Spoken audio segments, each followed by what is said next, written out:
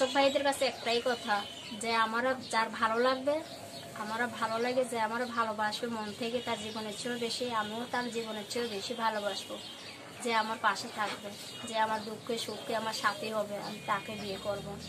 সে বুড়োই হোক আর জোয়ানই হোক, সে মন মানুষই যেমন আমার পিতে যেন আমার পছন্দ করে, সে আমার পাশে থাকতে পারে সারা জীবন, আমি তাকেই ভালোবাসি। প্রিয় দর্শক, দেশ এবং প্রবাসে এই মুহূর্তে যে যেখান থেকে আমাদের ইউটিউব চ্যানেলটি দেখছেন, সবাইকে প্রীতি এবং শুভেচ্ছা জানিয়ে শুরু করছি আজকের প্রতিবেদন। তো দর্শক, আপনারা দেখতেই পাচ্ছেন যে আমার সামনে একজন সুন্দরী আপু বসে আছে। এই আপুর জীবনের গল্প আমরা শোনার জন্য তার কাছে আসছি। তো আজকে আমরা জানবো তার জীবনের ভালো লাগা, ভালোবাসা, সুখের দুঃখের যে কষ্টের কথাগুলা। আপু, আসসালামু আলাইকুম। ওয়ালাইকুম সালাম। কি নাম আপনার? রেখা। রেখা, খুব সুন্দর একটা নাম। রেখা নামে কিন্তু আমাদের পার্শ্ববর্তী দেশ ভারতে কিন্তু একজন মানে সুনামধন্য নায়িকা আছে, হ্যাঁ, অনেক সুপারস্টার, ঠিক আছে। কিন্তু তার সিনেমা কখনো দেখছেন আপনি? দেখছি, নাম শুনছি ছোটবেলায়। ছোটবেলায়? হ্যাঁ, ছোটবেলায় দেখার কথা সে। তো আজকে আমরা আসছি আপনার জীবনের ভালো লাগা, ভালোবাসা, সুখের দুঃখের যে কষ্টের কথাগুলো আছে সেগুলো শুনবো। যদি আপনি একটু আমাদেরকে বলেন, তার আগে বলেন যে আপনি মানে কেমন আছেন, ভালো আছেন? ভালো আছেন।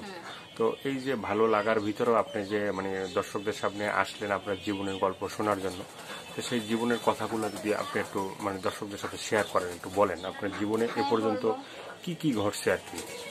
বলতে আইছি যশোর ভাইদের সামনে যতকালে আইছি, তখন আমার জীবনের গল্প একটাই। বুড়া বুড়ি মা বাবা আছে, ভাই বোন আছে। ধরো আমরা 3 ভাই 3 বোন, হয়তো 2 বোনের বিয়ে হয়ে গেছে, বড় আপার বিয়ে হয়ে গেছে, ছোট আপা আছে, আর 2 ভাই বিয়ে করে চলে গেছে, ছোট একটা ভাই আছে, আর আমি আছি। এই আর কি, এইভাবে আর কি চলাফেরা করে জীবন যাপনে। নিজেদের সম্পর্কে আর কি দুঃখের কথা বলে তো অনেকই হয়।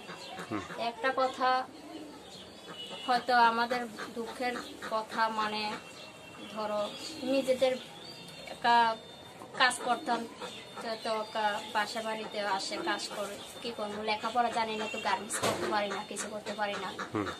ওখানে এইসব মেয়েরা, আমরা আবিয়াতি মেয়েরা যদি ব্যবসা করি, আশ করি, মানুষে কত টিটকারি মারে, কত কথা বলে, তাই বাসা বাড়ি কাজ করি লজ্জার সংসারে চলবার জন্য, এই আর কি। আর মা বাবাটা আছে, যতদিন ছোট একটা ভাই বোন আছে, এটারে খাওয়ান লাগে, চলান লাগে, পাশে দাঁড়ান লাগে, তাই আর কি ওইভাবে আর কি কষ্ট করে আর কি চলতেছি। তো কষ্টের মাঝেও মানে অনেক সময় সুখ আসে, হ্যাঁ। তো আপনার জীবনটা মনে হয় যেটুকু বললেন, হ্যাঁ, 1 মিনিটে, তো আপনার জীবনের শুরু থেকে এ পর্যন্ত যে মানে যেভাবে আসছেন, কষ্টে কষ্টেই আসছেন, হয়তো আপনার জীবনের সুখ এক সময় আসবে। তো এই ভিডিওটা মানে যারা দেখবে, হ্যাঁ, তারা তো আপনার এই কষ্টের কথাগুলো আরো শুনতে চাবে যে আপনার জীবনে মানে এ পর্যন্ত যা যা ঘটছে, হ্যাঁ। তো সেগুলো আরো একটু বলেন। আমার জীবনের কথা আর কি, যেমন আপনার জীবনে আপনি যখন থেকে আপনি বুঝতে অনেক কষ্ট আছে, না আপনি যখন থেকে বুঝতে পারছেন, হ্যাঁ, যখন আমি বুঝবান হয়েছি, হ্যাঁ, তো বুঝমান হয়েছে, শিয়ান হয়েছি, হয়তো বড় হয়েছি, সবকিছু বুঝতে শিখলাম, জানতে শিখলাম, সকল থেকেই আমার কষ্ট জীবনে। হয়তো মা বাবার পাশে, হয়তো আমি ভাবি মনে মনে, আমি যদি ছেলে হতাম, আমার মা বাবার পাশে সারা জীবনে আমি দাঁড়াইতাম। ওখানে যখন ছেলেরা তো মা বাপরে দেখে না, বউ পাইলে মা বাবার কথা ভুলেও নেয় না, তাই আমি একটা মেয়ে হয়ে আমার মা বাবার পাশে দাঁড়াইছি। কষ্ট থেকে ছোট থেকে যখন শেয়ার হয়েছে, বুঝমান হয়েছে, মা বাবাকে রাইকে কোনোখানে বিয়ে বসি নেই, মা বাবার মুখের দিকে তাকিয়া বিয়ের জন্য আইসে, বিয়ে বসি নেই, বলছে আমার মা বাবা অনেক কষ্ট পাবে, হয়তো সে খাইতে দিতে অনেক কষ্ট পাবে, মাইনে নিতে পাইনি।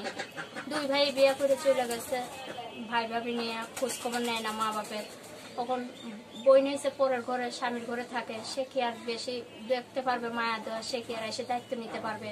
তাই এখন ভাবলাম একটা ছোট ভাই আছে, ছোট বোন আছে, এখন আমারই তাদের দায়িত্বটা নিতে হবে। তাই নিজে যাই হোক বাসে বাড়ি কাম করে, টুকটাক কাজ করে যে কোনো মতো সংসারটা আজকে চলে। বাবা মা বলছে যে, বলে মা আমাদের আর কতকাল খাওয়াবে, আপনারও তো বিয়ে শাদী দিতে হবে। বললাম চিন্তা করা লাগবে না, আপনি যতদিন আছে আপনার চলন ফিরন দেখিয়ে দেবো। হয়তো যদি একজন ভালো মানুষ যদি আমার জীবনে আছে, আমার যদি সে মাইনে নেয়, আমি তার কাছে বিয়ে বসবো। সে একজন ভালো মনের মানুষ যদি আমি পাই, এখনো পৃথিবীর মধ্যে এমনও লোক আছে, সে আমার পাশে দাঁড়াতে পারবে।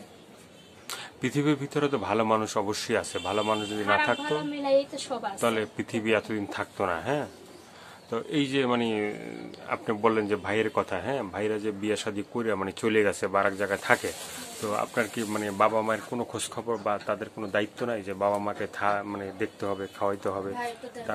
তারাই তো মানে তারে মানে বড় করছে। হ্যাঁ, তো সেক্ষেত্রে কি বাবা মার মানে খোঁজ খবর নেয় না, বা কখনো আপনি বলেন নাই যে ভাই তোরা কেন বাবা মার খোঁজ খবর নেও না? ভাই আমার বাবা মাকে বলছি যে ফোন দেয়, ভাইয়েরা ফোন দিয়ে খোঁজ খবর নেয়, কিন্তু টাকা পয়সা দেয় না। কলম বলে মাক না খোঁজ খবর নিয়ে কি করবে, টাকা পয়সা দিয়ে যেতকালে হেল্প করতে পারো না। বাবা মা তোমাদের দায়িত্ব। আমরা মেয়েরা বিয়ে হয়ে গেলে আমরা সারা জীবন বাবা মা দেখতে পারবো না, দায়িত্ব নিতে পারবো না। হয়তো এসে চোখের দেখে দেখতে পারবো, তার দায়িত্ব নিতে পারবো না। এখন আপনারা ছেলেরা হয়ে যদি ফালাই থেকে জানগা, আর এমনিতে খবর নিয়ে কি করবেন? মেয়েরই যেতকালে চালান লাগবো, কষ্ট করে আর দুঃখ করে হয়তো আমারই চালাইতে লাগবে, আমারই চলতে হবে। তাই আর কি আমার বাবা মারে যাই হোক খাওয়াইতেছি, চলাইতেছি। জীবনে কষ্ট অনেক হয়েছে আমার মনের মধ্যে। আজকে এই টিভির এখানে যশোর ভাইদের এখানে আসার কারণ একটাই, যে দেখি আমার জীবনে কিনে আমি একজন আপনি কি ধরনের একটা মনের মতো মানুষ চান? আমি কি ধরনের চাই, যে আমার পাশে থাকতে পারবে, যে আমাকে ভালোবাসতে পারবে, যে তারা আপন ভাবতে পারবে। সে যদি আমার মায়ের নিয়ে আমার পাশে দাঁড়ায়, আমার তাতেই চলবে, যে আমার দুঃখ কষ্ট ভাগ করে নিতে পারবে। মনের মতো হলে আমি তার কাছে বিয়েও বসতে পারি।